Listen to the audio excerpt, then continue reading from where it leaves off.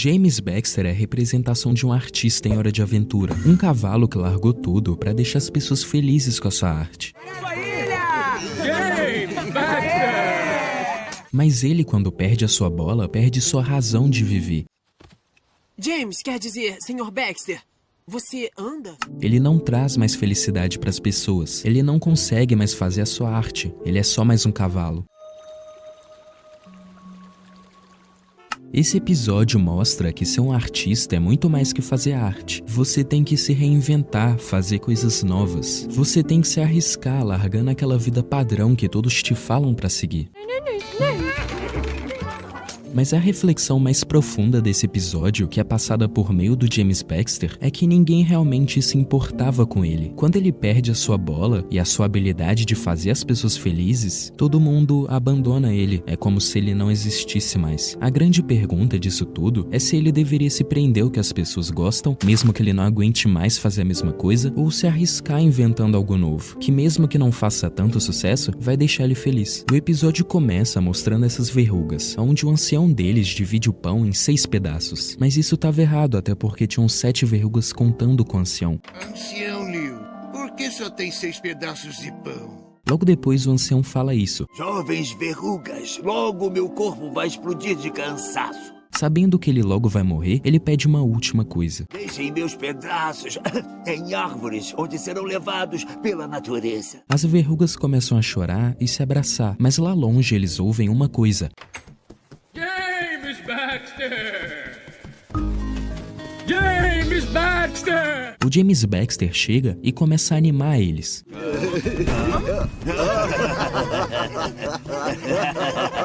O Finn na casa da árvore, quando ouve o James Baxter, acorda animado. James Baxter! Eba! Ele me deixa tão feliz! E já corre pra acordar o Jake. James Baxter! Eles saem de casa pra ver o James Baxter, e logo depois o ancião verruga agradece, já que assim ele poderia explodir feliz e em paz. Obrigado, James Baxter. Agora posso explodir como um homem verruga feliz. O problema é que isso acontece. James Baxter! As verrugas começam a chorar e recolher os pedaços do ancião. Já do outro lado, o James Baxter parece confuso, aquilo nunca tinha acontecido com ele. James Baxter? O Finn pede pro Jake virar uma bola, e empurrando o James Baxter pra cima dela. Vira uma bola pro James Baxter andar em você. E se eu... O problema é que isso não funciona. Ele tá de pé. Logo depois o Jake pega a bola furada e fala que aquilo era um problema. O James Baxter é o artista, ele precisa da sua ferramenta, que é a bola. James Baxter é um artista. Ele precisa das ferramentas de trabalho dele. E se não ajudarmos, ninguém mais vai ser feliz no mundo. O Bimo corre pro James e fala que eles têm que salvar eles. Ai, não! Temos que salvar o unicórnio precioso. Logo depois o Jake fala isso. Anda, Bimo, você vem comigo. Porque a sua tristeza não vai ajudar o James Baxter. Assim, ele e o Bimo vão procurar um remendo pra bola. Eu vou achar um remendo pra essa bola de praia. Deixando o Finn sozinho com o James Baxter. Eu cuido do James Baxter. Tenta animar ele, meu irmão. O Finn leva ele pra casa da árvore, mas logo ao lado as verrugas estão colando as partes do ancião na árvore.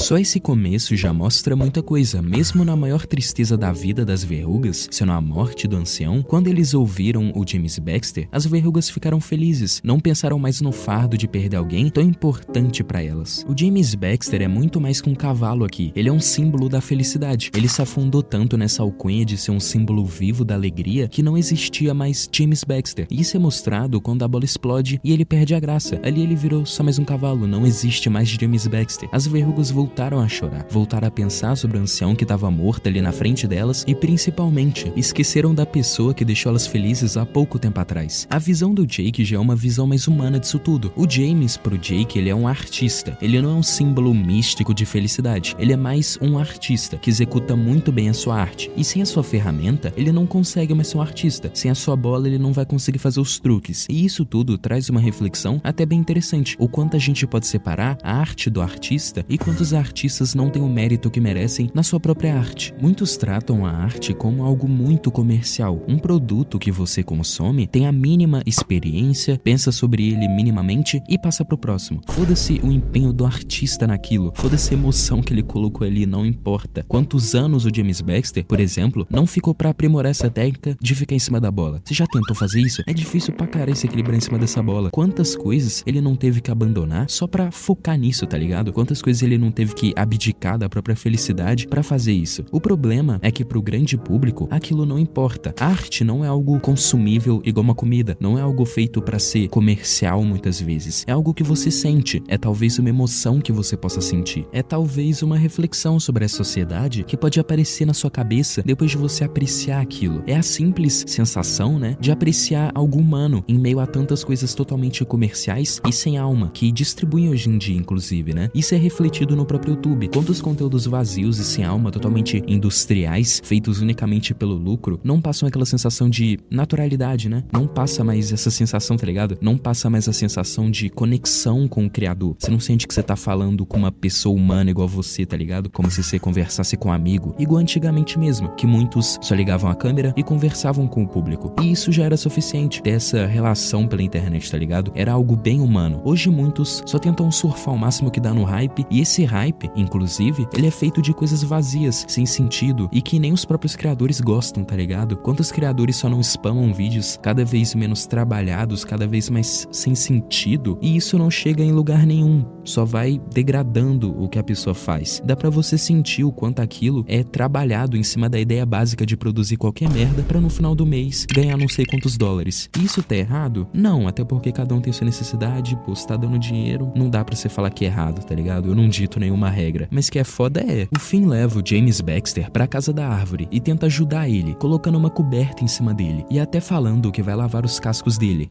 Seus cascos estão imundos. Eu vou pegar um pano úmido e um chá de ervas. Ele fala que vai fazer um chá e corre pra cozinha, onde lá ele começa a pensar sobre o que ele tá fazendo ali. Ai, meu Glob. O James Baxter tá na minha casa. Ainda não tinha caído a ficha que ele tava com o James Baxter. Não era qualquer Zé Mané não que se arruma na esquina. Logo depois o Shelby sai de dentro da caneca que ele tava fazendo chá e fala que o Finn parece meio nervoso. Oi, Finn, você parece nervoso. O James Baxter está ali. O Finn responde assim: Ele é um artista. E se eu disser uma bobagem e ele falar: Nossa, esse cara é um mané, por que é que eu tô aqui? Depois o Shelby lança essa na lata do Finn. Trata ele como um cara normal. É o que todos querem, até grandes artistas. O Finn pega um pano e um balde e começa a limpar os cascos do James Baxter.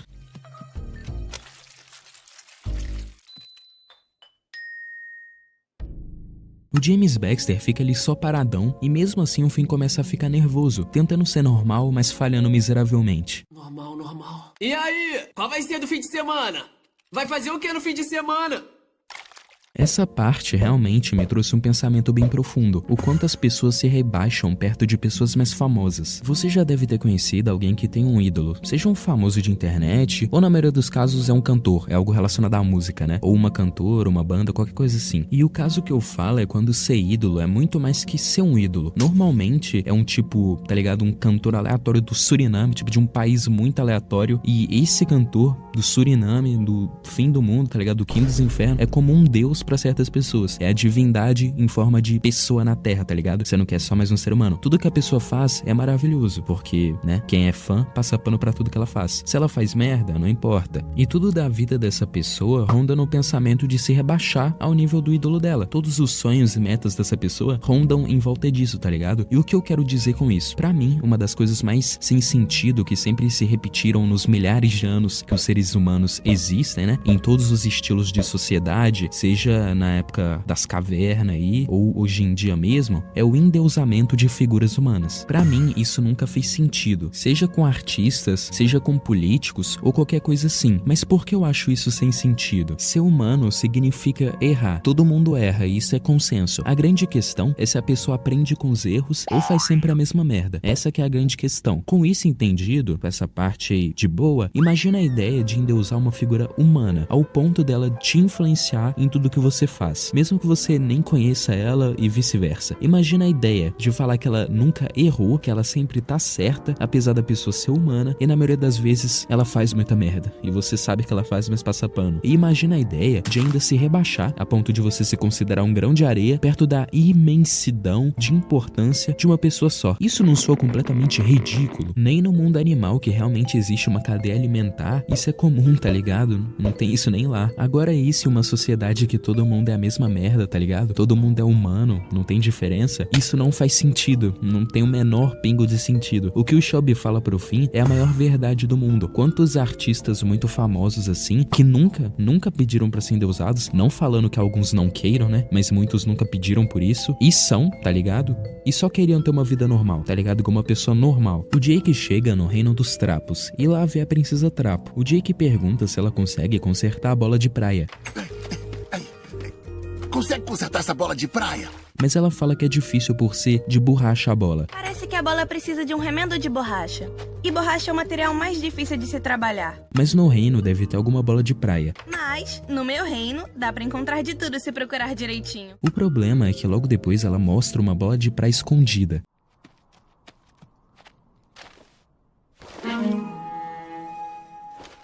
Na casa da árvore, o Finn tá alimentando o James. E ele joga tudo na goela do James, assim. E obviamente, ele engasga. Boa! Ai, caraca, me desculpa. Logo depois o Finn dá um tapão nas costas dele sem pra ele desengasgar. E assim ele se olha no reflexo do café, lembrando do passado.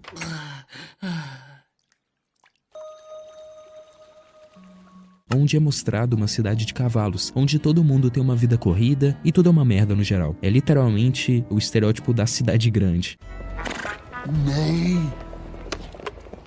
Ele, lembrando de tudo isso, pega o pouco que tinha restado de dinheiro e joga no rio. Assim, pelo menos pra mim, na minha visão, cortando qualquer tipo de laço com a vida passada dele. Uma vida em que todos que nascem são engrenagens sem vida em um grande sistema que nunca para.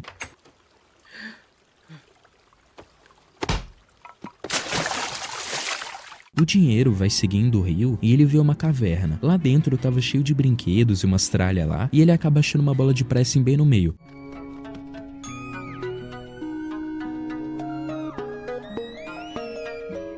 No topo da caverna tinha um morcego chorando. Esse morcego desce e abraça o James Baxter enquanto ele chora.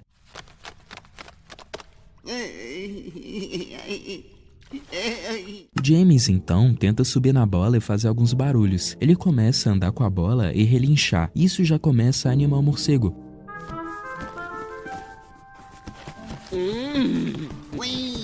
E ele vê uns letreiros ali no meio da caverna e começa a ler eles de uma forma errada, até porque ele era um cavalo, né? Games. James Bookstore. Baxter. James Baxter. Formando assim James Baxter, um nome que junto com a bola deixou o morcego feliz.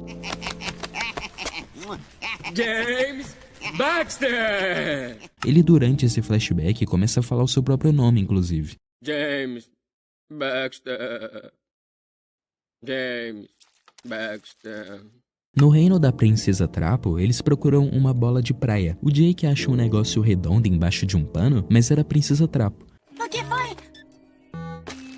Bola de praia? Ai! Ela fala que fez uns poemas novos e começa a recitar um. Um mundo transfixado me cerca, como uma monarca de asas abertas. O Bimo começa a chorar, a princesa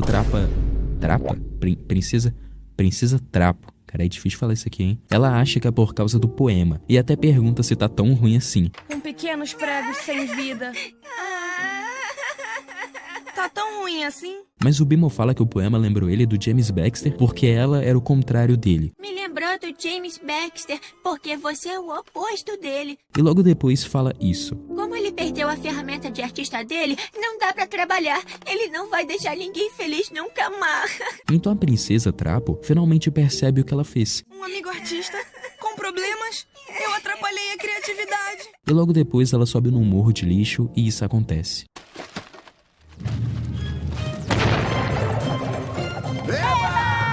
Sério, esse é um ótimo reino. Essa parte, apesar de ser mais uma piada sobre a Princesa Trapo ser toda lascada e tal, e eu acho que isso faz parte da personagem, eu não sei se é um insulto eu falar que ela é toda lascada e tal. Ela mostra uma coisa muito real. A Princesa Trapo, quando percebe que tava prejudicando outra artista que nem ela, que faz poemas, percebeu que assim, ela não tava levando vantagem nenhuma, por exemplo. Como se tivesse tirando um oponente do mercado da arte, tipo, pegando mais espaço pra ela. Ela não tava fazendo isso, ela não tava levando vantagem. Ela só tava impedindo da arte se espalhar mais ainda pela Terra de O, assim prejudicando ela junto também, porque ela também é uma artista. E eu imagino que isso aconteça muito. Quantos não querem receber mais visibilidade e assim pensam em derrubar o outro oponente dele, entre aspas, né? Oponente entre muitas aspas, pensando que isso resolveria o problema. Mas isso só te prejudica. Você tá fazendo o seu próprio meio de trabalho ser desvalorizado. Quanto mais fazem algo, mais esse algo recebe visibilidade. E com visibilidade que vem as coisas boas, né? Tipo investimento e tal,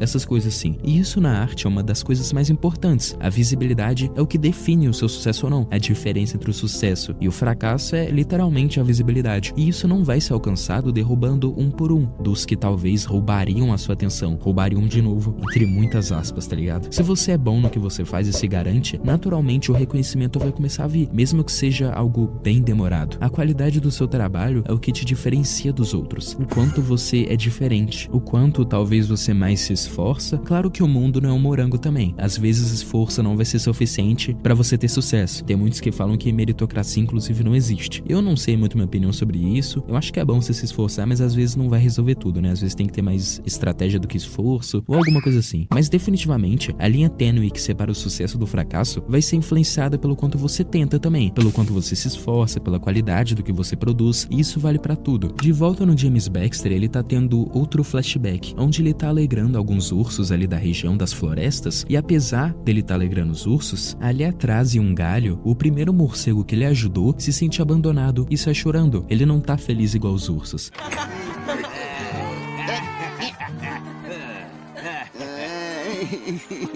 O flashback é interrompido pelo Finn oferecendo uma sopa pra ele. É uma sopinha? Eu fiz com sanduíche de sorvete. O Shelby aparece e fala que ele ainda tá sendo estranho. Ainda está sendo estranho.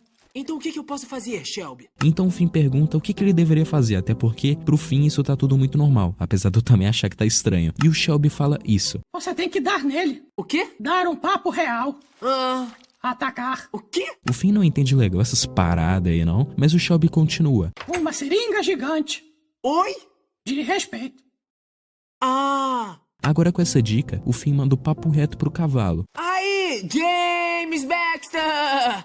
Você é um cavalo maravilhoso, genuíno e único! Logo depois falando isso. E deixa várias pessoas felizes só por ser você. Tem que esquecer o que perdeu, cara. Esse flashback da floresta mostra uma coisa muito real. O James Baxter é só um. Ele não consegue deixar todo mundo feliz. E mesmo que conseguisse, certas pessoas seriam deixadas pra trás. Mesmo o morcego sendo o primeiro, né? Ele não é mais especial que ninguém, tá ligado? Ele ser o primeiro ou não faz diferença. Por mais que o morcego possa ter problemas, os outros também têm. E isso traz uma reflexão. A pressão que as pessoas colocam na arte. A expectativa é algo muito cruel às vezes. Ela pode ser tão alta dependendo da qualidade do seu trabalho ou da qualidade que você já entregou algum trabalho seu, que isso pode te prender, já que o público muitas vezes não entende o seu processo de criação, a sua rotina e a sua própria vida, tá ligado? As coisas que rondam o seu processo criativo. Então, eles sempre pedem mais e mais. Eles só querem consumir. E isso tá ficando mais de boa até. Muitas vezes as pessoas entendem realmente o lado de certos artistas que são cobrados de fazer uma coisa tão maravilhosa e que muda vidas, que ficam bloqueados, né? Acho que já deve ter acontecido isso com, talvez, muitas pessoas que estão assistindo, tá ligado? Você tem tanta pressão em algum negócio que você fica bloqueado, você não consegue nem fazer um bagulho ruim, você só fica bloqueado de fazer aquilo. Não dá pra acertar todas as vezes, e isso é óbvio. Por mais que ainda seja bom, tá ligado? Não dá pra você fazer algo perfeito todas e todas as vezes, cara. Às vezes nem é isso que você quer. As pessoas sempre querem mais e mais, e fazem esse bom, que é o padrão, parecer algo ruim, devido ao nível nível que aumenta tanto pela pressão externa. Deu pra entender? Não sei se deu pra entender, mas eu acho que deu. Às vezes, com essa pressão toda, né, essa pressão externa de aumentar o nível, de ser perfeito, a gente tem um colapso. E isso é o que acontece ali com o morcego James. O morcego, ele não entendeu que o James, ele é só um. Ele ainda é só mais um cavalo. Apesar dele carregar esse fardo de trazer a felicidade pra todo mundo e ele parecer especial, ele é só mais um. Ele não tem poderes. O morcego colocou toda a expectativa dele e a felicidade dele, né, em algo humano, algo que pode errar. Ou nem isso, tá ligado? Porque essa situação não é sobre errar, é sobre que ele não pode ser bom pra todo mundo, ele não tem tempo pra todo mundo. E isso traz uma lição muito boa. Às vezes você sente que tem que ser bom pra todo mundo, se sente pressionado de fazer sempre o melhor, não respeitando os próprios limites do seu corpo, passando noites virado pensando em ideias, ou olhando pelo lado da criação de conteúdo mesmo, editando vídeos. E uma coisa que alivia muito dessa pressão é pensar que pra massa, tá ligado? Pro povo, porque você faz vídeo pra massa, você nunca vai ser suficiente, você vai viver a vida inteira achando que é ruim, achando que o que você faz é pouco, e isso nunca vai passar, nem que você poste 8 vídeos por dia ou mais.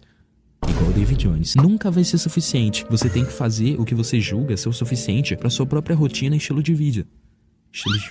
Estilo de vida. Não adianta, cara. Você faz faculdade, trabalha e quer fazer 8 vídeos por dia. Impossível, irmão. Impossível. E se isso não for suficiente pra uma pessoa lá fora, mano, tá com foda-se, mano. Você não tem como controlar isso. Se tem uma pessoa pra não gostar do seu conteúdo, pode ter certeza que tem mais uma pessoa pra gostar. Sempre vão existir pessoas e pessoas. Depois do Finn falar isso, James levanta e logo depois o Jake chega com um monte de bolas de praia. Conseguimos! Todas as bolas de praia que você quiser. Mesmo ali tendo dezenas de bolas pra ele escolher, ele fala não. James. Ele larga a bola e sai andando. O quê? Tarde demais. Que mundo cruel.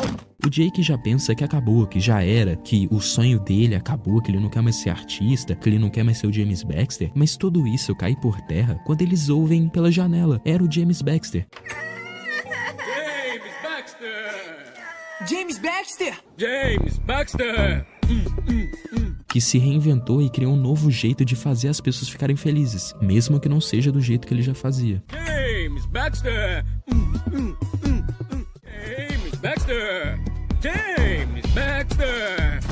James Baxter! Aqui o James Baxter percebe que o que importa é ser ele mesmo, tá ligado? Ele tem a capacidade de criar muitas mais coisas fodas igual ele já fez, porque a criatividade dele não acaba ali, não é como se ele fizesse uma masterpiece e acabasse, ele não pode fazer mais uma, tá ligado? Ele se prender a apenas um truque é limitar o seu potencial, assim desperdiçando a habilidade que ele tem, o talento, tá ligado, que ele tem. Aí ele se reinventou, ensinou pra todo mundo que é ser um artista de verdade, um artista que não se limita a papel e caneta, a tela e tinta, ou somente uma bola. Ele mostrou aí que ser um verdadeiro artista é carregar a arte dentro de você. O James Baxter em si é a própria arte dele, podendo criar o que ele quiser em cima disso com o próprio corpo, não se deixando prender em meros objetos do dia a dia que só talvez vão limitar ele. Esse episódio foi um dos que mais me surpreendeu, falando bem a sinceridade. Quando eu assisti ele pela primeira vez, eu achei que ia ser só mais um episódio em que o James Baxter anima todo mundo e pronto, essa é a aparição dele. Igual o primeiro episódio que ele teve solo. Mas Hora de Aventura deu um lado humano pra ele, uma história, uma trajetória em que muitos podem se inspirar, mesmo que isso seja um desenho infantil. A magia de Hora de Aventura tá aí, né, em criar um universo tão mágico e que parece tão real ao mesmo tempo, tá ligado? Parece que realmente as coisas estão vivas por causa das trajetórias delas, por causa da lore, tá ligado? Por causa da história de fundo dos personagens. O James era só mais uma engrenagem viva em um sistema que nunca para, vulgo trabalhar CLT, mas depois virou um símbolo da felicidade por meio da arte. Se isso não é foda, tá ligado? Eu não sei o que é. Muitos tiram meu mano James Baxter pra bosta. É o melhor personagem de Hora de Aventura. É o GOAT, não tem como. Por hoje é isso, tamo junto e até o próximo vídeo.